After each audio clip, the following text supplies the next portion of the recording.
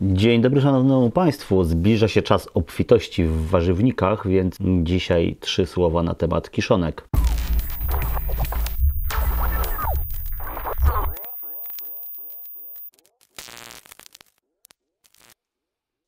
Głównie porozmawiamy o tej kiszonce, która tutaj na pierwszym planie właśnie fermentuje, co widać po unoszących się bąbelkach dwutlenku węgla.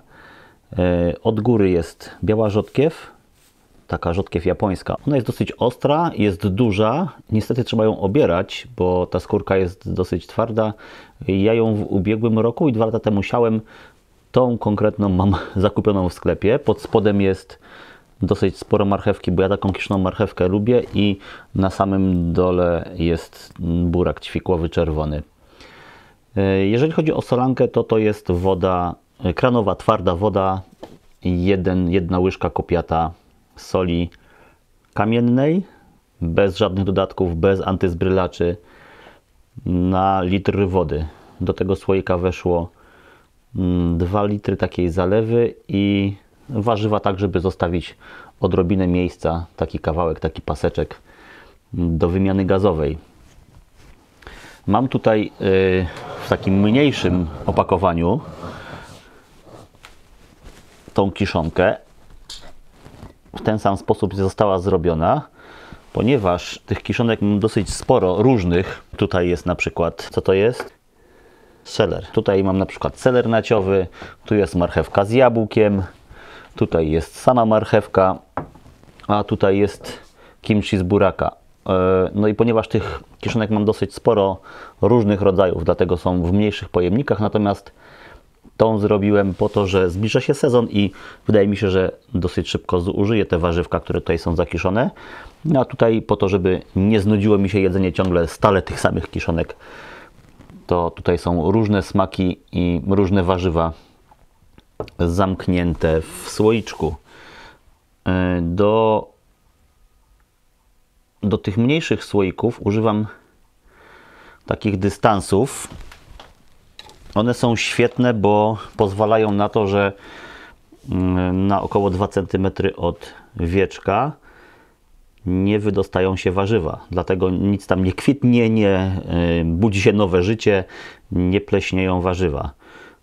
To wszystko jest pod powierzchnią zalewy. Te wszystkie warzywa są pod powierzchnią zalewy i dzięki temu nic złego się z naszymi warzywami, z naszymi kiszonkami nie stanie. Produkt łatwo dostępny, niedrogi, ułatwiający życie.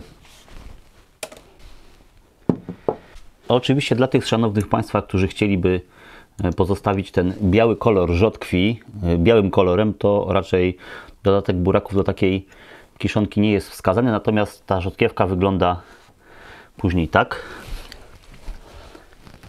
Moim zdaniem kolor jest jak najbardziej wskazany, taki dosyć apetyczny. Natomiast jeżeli ktoś chciałby zakisić sobie samą rzodkiewkę, to też serdecznie polecam, bez dodatków żadnych. Bardzo fajnie pachnie, jest bardzo smaczna.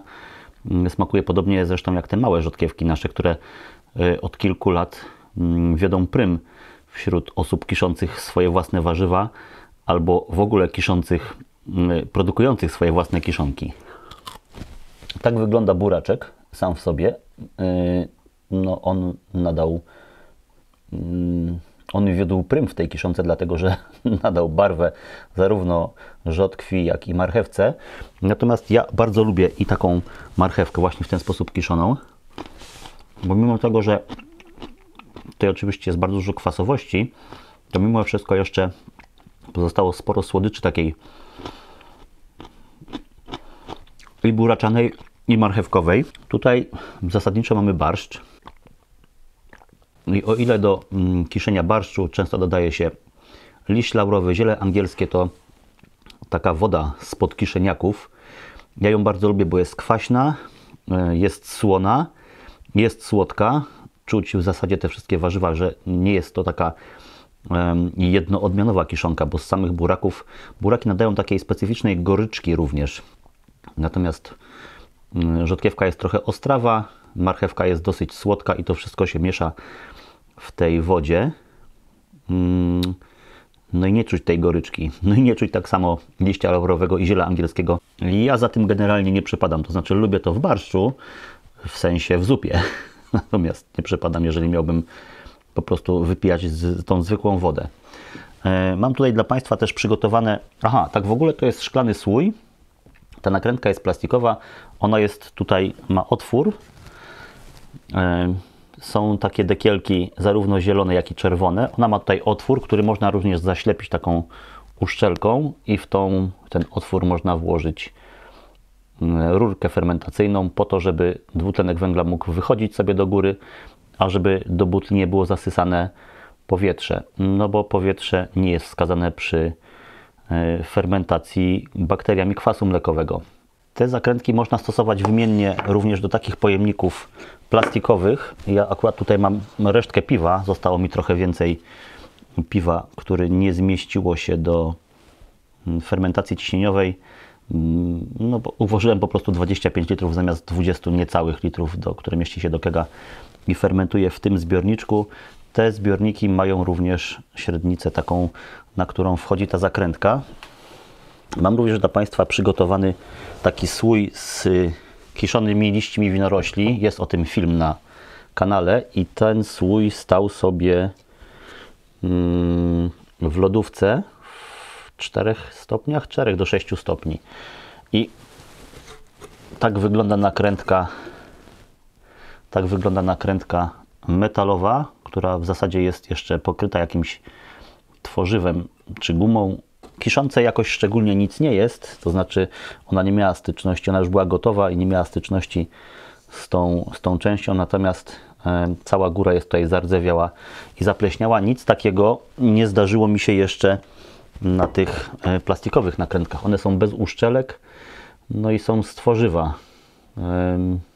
więc nie rdzewieją. Także zalecam szanownym Państwu rozważenie zastosowania w swojej kuchni takich nakrętek i podobnie z tymi dystansami jest. W tym słoiku są zastosowane takie 2 dystansy, dlatego że one są dosyć niewielkiej średnicy w porównaniu ze średnicą tego słoja. I ja zakładam i łączę takie 2 albo 3 dystanse. Wkładam do słoika i utrzymują warzywa pod powierzchnią płynu. Powiem szczerze, że to jest chyba mój najlepszy zestaw. To znaczy zestaw warzyw, który ja najbardziej lubię i lubię właśnie w takich dużych kąskach, żebym mógł sobie złapać kawałek i sobie zjeść po prostu zwyczajnie. Również nadają się do sałatek w takich albo na talerz do uzupełnienia śniadania. Jeżeli potrzebuję mniejsze cząstki, to po prostu wtedy kroję. Albo trę na tarce też tak się zdarza. Natomiast do kiszenia bardzo fajnie się nadają takie większe kawałki. Nie musiałem w tym przypadku szczepić jakąś wcześniejszą kiszonką, chociaż też zalecam szanownym Państwu, dlatego że jeżeli chodzi o kiszenie buraków, to czasami zdarza się tak, że robi się taki śluz maś. Przy samych burakach takie coś występuje i najczęściej jeszcze kiedy dorzucimy do tego liście laurowe i ziele angielskie. Natomiast w takich kiszonkach nie udało mi się jeszcze takiego kiślu zrobić.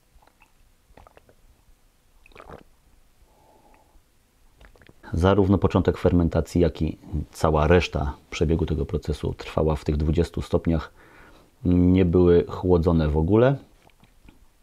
Ten słoik leży tutaj 4. dzień.